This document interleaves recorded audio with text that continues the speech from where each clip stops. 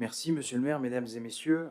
Sans vouloir répéter la présentation que vous en avez faite, quelques remarques sur le bilan provisoire de l'exercice 2022 et sur les orientations budgétaires que vous nous soumettez pour 2023. D'abord, concernant les recettes de fonctionnement. Nous ne pouvons que nous féliciter premièrement de la hausse des dotations. La dotation forfaitaire, principale composante de la DGF, est a priori en légère augmentation, vous l'avez dit, Monsieur Monpeilly, de 16 219 €, et ce pour la première fois en 10 ans. C'est évidemment une bonne nouvelle.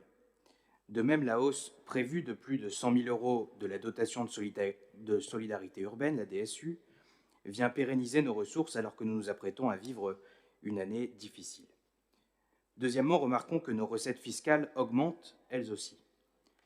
La hausse des produits des impôts et des taxes est conséquente, elle représente plus d'1 300 000 €. Votre majorité avait fait le choix l'an dernier d'augmenter la taxe foncière sur les propriétés bâties. La conjugaison de la revalorisation des bases fiscales et de l'augmentation du taux de 5 points a fait rentrer dans les caisses de la commune plus de 897 000 €. Belle opération pour la ville puisque nous avons indubitablement besoin d'argent. Mauvaise surprise pour les Armentiérois qui vous avaient élu en 2020 sur la promesse de ne pas augmenter d'un seul centime les impôts locaux. Notre groupe n'est pas opposé par principe à l'action du levier fiscal, mais qu'en ne pas y toucher constitue un élément aussi central de votre programme politique, du contrat que vous avez passé avec les Armentiérois, c'est toujours regrettable. Les conséquences de cette hausse ne vont pas s'arrêter avec la clôture de l'exercice 2022, non, elles vont se poursuivre dans des proportions bien plus importantes, puisque nous connaîtrons cette année une nouvelle revalorisation des bases décidée par l'État, cette fois-ci de plus de 7% quand elle était de 3,4% en 2022. Tant et si bien que c'est la double peine que vous avez infligée aux Armentiérois. C'est surtout un coût supplémentaire porté à leur pouvoir d'achat au nom des marges de manœuvre que vous souhaitiez dégager pour les finances de notre commune. Alors oui, il fallait rechercher de nouvelles ressources. Il est vrai que depuis 2018, le gouvernement a fait le choix de supprimer la taxe d'habitation. Cette suppression a privé les collectivités d'un pouvoir de taux et notre autonomie fiscale s'en trouve réduite. Néanmoins, la compensation de l'État est en hausse par rapport à 2021. Nous avons perçu en 2022, selon les résultats provisoires, près de 197 000 € supplémentaires au titre de cette compensation. C'est donc là encore une bonne nouvelle. L'éternelle mauvaise nouvelle, c'est que face aux recettes, il y a des dépenses. Elles sont en hausse, vous l'avez rappelé. Il était bien évidemment nécessaire, de notre point de vue, d'offrir à nos agents une meilleure rémunération. Néanmoins, nous ne pouvons pas occulter le fait que c'est une dépense supplémentaire pour la collectivité avec laquelle vous devrez composer dans votre projet de budget. La problématique centrale que nous aurons à affronter encore en 2023, c'est bien la hausse de nos dépenses alimentaires et des dépenses énergétiques. Indéniablement, nous sommes impactés par la crise du coût de la vie qui frappe également nos concitoyens. La hausse des prix de l'alimentation a impacté le coût des repas que nous servons, plus 8%. Les prix alimentaires ont d'ailleurs encore augmenté durant ce mois de janvier 2023, avec une inflation sur un an de près de 14%. Et selon les prévisions, nous nous apprêtons à vivre une nouvelle vague d'inflation au printemps. Cette situation est donc inquiétante. Quel en sera l'impact sur les tarifs municipaux? Votre rapport d'orientation budgétaire ne précise pas vos intentions en la matière. En juillet dernier, nous avions salué le passage de 9 à 14 tranches et la stabilisation des tarifs de la restauration scolaire. Nous espérons la poursuite de cet effort en faveur des familles armentiéroises. Notre groupe vous a d'ailleurs rappelé à chaque fois qu'il en a eu l'occasion l'importance de l'accessibilité tarifaire de la cantine, et nous resterons donc extrêmement vigilants sur ce point, car nous considérons qu'il est essentiel en effet de protéger, autant que faire se peut, le pouvoir d'achat de nos concitoyens. La crise que nous vivons en matière énergétique pénalise notre collectivité autant que nos artisans et que nos concitoyens. Il y a près d'un an, la Russie a plongé l'Ukraine dans la guerre et l'Europe dans une crise énergétique sans précédent. Il serait quelque peu cynique d'aborder cette question uniquement par les coûts importants qu'elle induit, uniquement par le prisme budgétaire. Nous disons à nouveau ici notre espoir de voir la paix succéder au conflit, et nous le disons ici dans une ville qui a elle-même connu les affres de la guerre. La guerre a un coût. En 2022, les dépenses énergétiques d'Armentières s'élèvent à 337 147 € de plus qu'en 2021.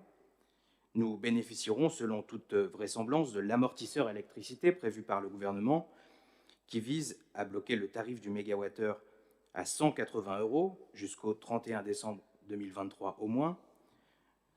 Cet amortisseur sera-t-il suffisant pour contenir nos dépenses en la matière? Seul l'avenir nous le dira. Ce qui est sûr, en revanche, c'est que face à ces difficultés, il n'a jamais été aussi urgent d'investir dans l'avenir. La section d'investissement présente des recettes stables pour 2022, avec un fonds de compensation de la TVA en légère diminution par rapport à celui que nous avons perçu en 2021.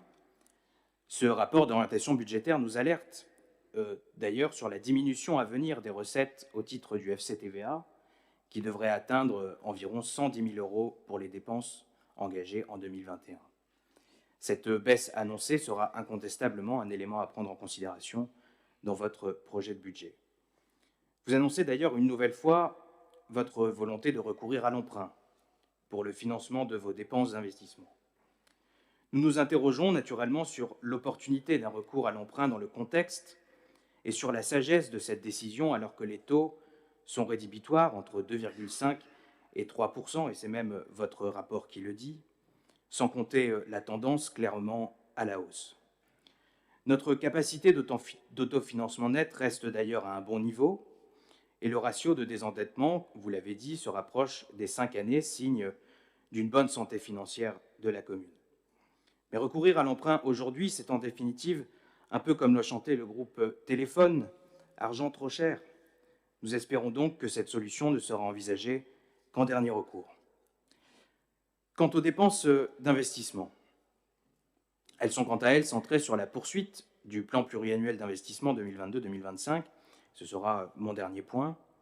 Nous notons la poursuite du programme ADAP et votre volonté d'améliorer l'accessibilité de nos bâtiments communaux aux personnes à mobilité réduite.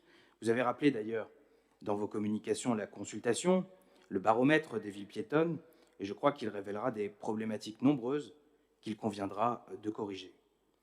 Face aux dépenses auxquelles nous avons à faire face, je les ai décrites au début de mon intervention, la poursuite du plan LED est à saluer. Nous avions approuvé son financement lors d'une précédente séance. Nous soutiendrons d'ailleurs tous les projets qui visent à améliorer la performance énergétique de nos bâtiments municipaux. Vous indiquez par ailleurs la volonté de la commune de solliciter le fonds vert pour l'éclairage public et la renaturation de la ville. Cette démarche est bienvenue et nous espérons, là encore, que ce fonds vert viendra financer des actions innovantes. Les critères d'éligibilité des projets ne sont pas encore connus avec précision, mais espérons que des projets d'envergure pourront ainsi voir le jour, car Armentières doit devenir une ville résiliente face à la crise écologique, et nous avons le devoir historique dans cette mandature de la préparer à affronter les conséquences du réchauffement climatique. Disons-le avec lucidité, cela ne passera pas seulement par la plantation d'arbres.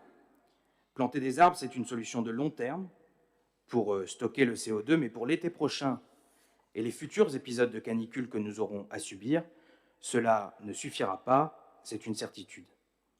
Nous aurions aimé, d'une manière globale, un peu plus de détails sur les projets en lien avec la transition écologique.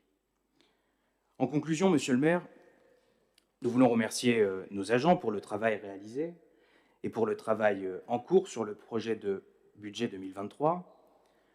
Les orientations budgétaires qui nous sont soumises se placent dans un contexte budgétaire contraint.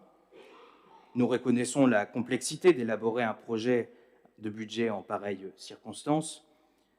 Vous dire aussi que nous partageons les objectifs de qualité du service public, d'économie de gestion et d'efficacité que vous affichez. Complexité et efficacité.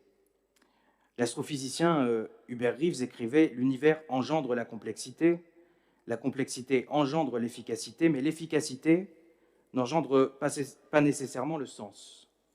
Elle peut aussi conduire au non-sens. » En parallèle des objectifs d'efficacité budgétaire et de poursuite d'une bonne gestion des deniers publics, il conviendra donc de ne pas oublier le sens de ce budget.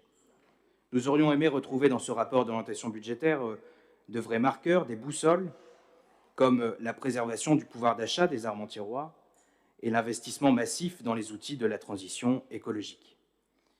Nous restons à ce titre dans l'expectative, dans l'attente également du compte administratif et du budget primitif, et c'est cette attitude de prudence qui justifiera notre abstention, celle du groupe Armentières en tête, sur ce rapport d'orientation budgétaire. Je vous remercie. Merci, chers collègues. Y a-t-il d'autres